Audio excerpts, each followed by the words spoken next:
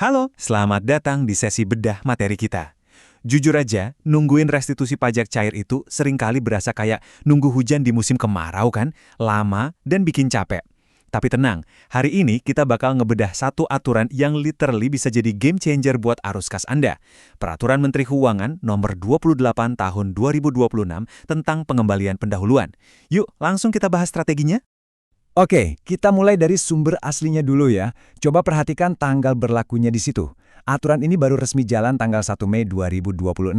So, ini bukan sekedar info lewat, tapi semacam aba-aba start buat kita. Artinya, kita punya cukup waktu dari sekarang buat ngeberesin rekam jejak bisnis kita sebelum jalur cepat ini benar-benar dibuka.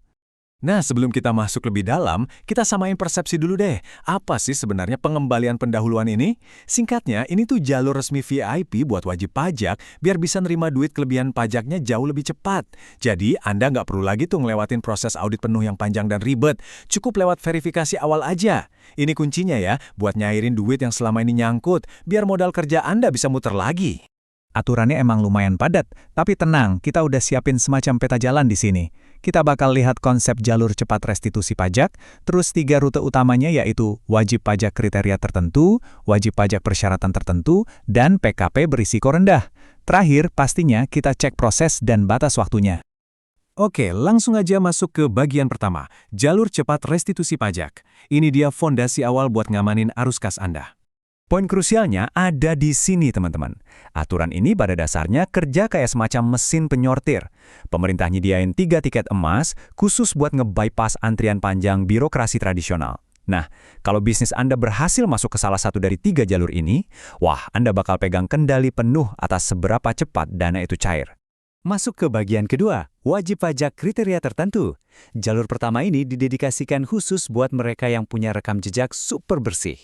Buat dapetin label eksklusif ini, bisnis Anda harus ngelewatin 4 syarat yang, ya bisa dibilang sangat ketat. Pertama, Anda harus selalu tepat waktu lapor SPT tahunan selama 3 tahun terakhir. Kedua, 0 tunggakan pajak. Kecuali kalau Anda memang udah dapat izin resmi buat nunda atau nyicil ya. Ketiga, laporan keuangan masih diaudit bersih selama 3 tahun berturut-turut. Dan keempat, pastinya nggak boleh ada riwayat pidana di bidang perpajakan dalam 5 tahun terakhir. Cukup strict kan? Dan yang paling menarik, lihat deh seberapa spesifiknya standar dari pemerintah ini. Laporan keuangan Anda itu wajib diaudit sama akuntan publik dan harus dapat opini wajar tanpa pengecualian, alias bersih tanpa catatan tambahan apapun 3 tahun full. Maksudnya, ini bukan audit formalitas biasa, tapi benar-benar ujian transparansi finansial tingkat tinggi buat perusahaan Anda.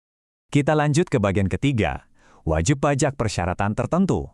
Buat Anda yang mungkin belum punya riwayat audit 3 tahun yang bersih tadi, jangan khawatir dulu. Karena jalur kedua ini murni dilihat dari batasan nilai uangnya. Buat Anda, wajib pajak orang pribadi yang punya usaha atau pekerjaan bebas, batas maksimal kelebihan bayar yang bisa diklaim lewat jalur cepat ini adalah 100 juta rupiah. Jadi kalau lebih bayar di SPT tahunan Anda pas di angka ini atau malah di bawahnya, boom, Anda langsung berhak nikmatin fasilitas ini. Terus gimana buat level korporasinya? Nah, buat wajib pajak badan dan pengusaha kena pajak alias PKP, batas klaimnya lompat drastis sampai 1 miliar rupiah.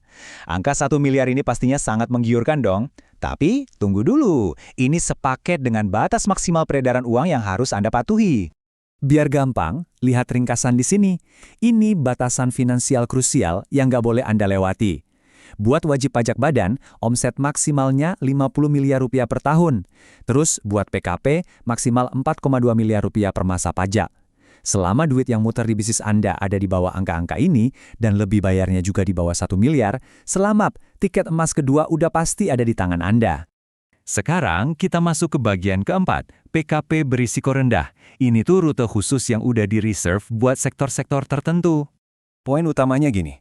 Kalau perusahaan Anda ada di sektor yang emang aturannya udah ketat dari sananya, kayak perusahaan terbuka, BUMN, mitra utama kepabeanan, produsen pabrikan, sampai distributor farmasi atau alat kesehatan, Anda tuh secara otomatis bakal dianggap punya risiko kepatuhan yang rendah sama pemerintah.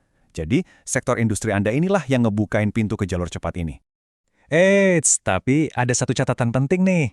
Punya status berisiko rendah aja ternyata belum cukup. Buat benar-benar ngaktifin jalur ini, minimal 80%, catat ya, 80% dari total penyerahan Anda itu harus dari aktivitas spesifik, contohnya kayak ekspor atau penyerahan ke pemungut PPN. Rasio 80-20 ini ibarat angka keramat yang harus benar-benar dipantau sama divisi akuntansi Anda. Oke, bagian kelima, proses dan batas waktu. Sekarang kita lihat gimana proses aslinya berjalan dan seberapa cepat sih uang Anda bakal balik. Birokrasinya dipangkas cantik jadi 3 langkah aja. Semuanya dimulai pas Anda nyentang kotak pengembalian pendahuluan di SPT. Habis itu, DJP nggak bakal ngelakuin audit penuh yang bikin pusing. Mereka cuma ngelakuin penelitian formal. Fokusnya ke kebenaran hitungan sama validitas dokumen aja. Langkah terakhir, otoritas bakal langsung nerbitin SKPPKP, alias Surat Keputusan Pengembalian Pendahuluan Kelebihan Pajak. Ini nih dokumen sakti yang bakal nyairin dana Anda. Nah, ini dia bukti nyata dari komitmen kecepatannya. Coba bayangin kalau Anda masuk kategori orang pribadi di jalur kedua tadi, dana Anda tuh bisa cair cuma dalam 15 hari kerja. Cepet banget kan? Kalau buat WP Badan dan PPN di jalur 2 dan 3, kelar dalam 1 bulan full. Dan yang paling lama buat PPH di jalur kriteria tertentu, itu maksimal 3 bulan. Jujur aja, ini bukan cuma sekedar potong waktu tunggu, tapi ini perombakan radikal yang bisa nyulap modal nyangkut Anda jadi arus kas yang seger dalam waktu singkat. Kutipan langsung dari Kementerian Keuangan ini benar-benar merangkum filosofinya. Regulasi ini tuh punya tujuan ganda. Di satu sisi, ngasih reward buat wajib pajak yang patuh lewat kepastian hukum dan pencairan yang cepat. Tapi di sisi lain, pemerintah juga tetap strict, mastiin akurasi data pajaknya lewat penelitian formal yang terfokus tadi. Win-win solution lah. Jadi sekarang, coba deh Anda cek lagi laporan keuangan perusahaan Anda. Tanggal 1 Mei 2026 itu terus ngitung mundur loh. Pertanyaannya, apakah bisnis Anda udah siap buat ngambil tiket emas ini? Atau Anda masih rela ngebiarin modal Anda beku berbulan-bulan di jalur birokrasi biasa? Pilihan dan strateginya fully ada di tangan Anda mulai hari ini. Terima kasih banyak udah ngikutin sesi bedah materi ini sampai akhir, dan sampai ketemu lagi di pembahasan seru kita selanjutnya.